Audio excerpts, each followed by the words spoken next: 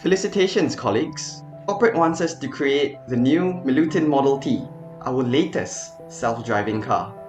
How can we create an ethical product for our stakeholders who are our potential paying customers? First of all, it must be safe. We must understand there are cultural differences between drivers.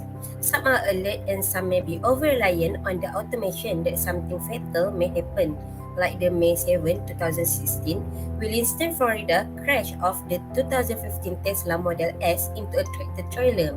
Ethically, the product cannot be distributed if the algorithm cannot detect when a driver is unprepared to take over at any time. Hence, the vehicle must be programmed very well to understand the situation inside and outside of the car.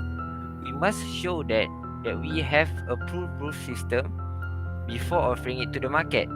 A solid infrastructure is important to ensure safety so that no fatalities will occur. But to make the system foolproof, autonomous vehicles must gain experience by being experimented on the road driving with humans, as operating in the test circuit is far different from actual road condition.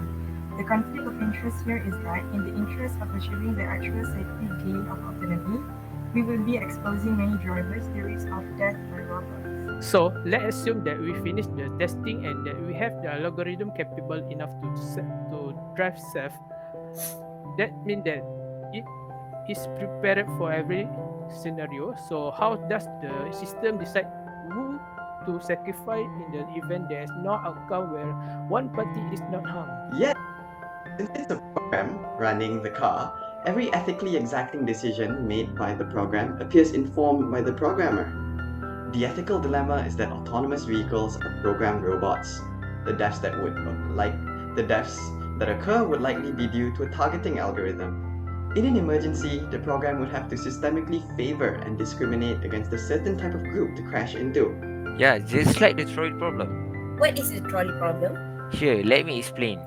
A trolley problem is an out of control trolley car is speeding towards 5 people and they are tied to a track. But you have a lever that you could pull in order to swerve the trolley to another track. And on the other track, there's only one person who's going to get run down. So the question is now that should you pull the lever or not? In my opinion, if you are being preparing for it, you could argue that you did the right thing by letting one person die to save 5. But what if the situation was slightly different? This time there is no lever to make the trolley swerve, but there is a obese man standing next to the track, and you calculate that he weighs just enough to derail the trolley.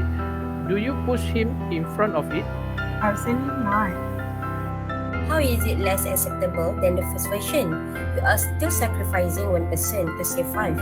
Why is it that in the first version, one would choose the utilitarian approach and in the second, go for the deontological approach, deciding what's good or bad according to a clear set of rules?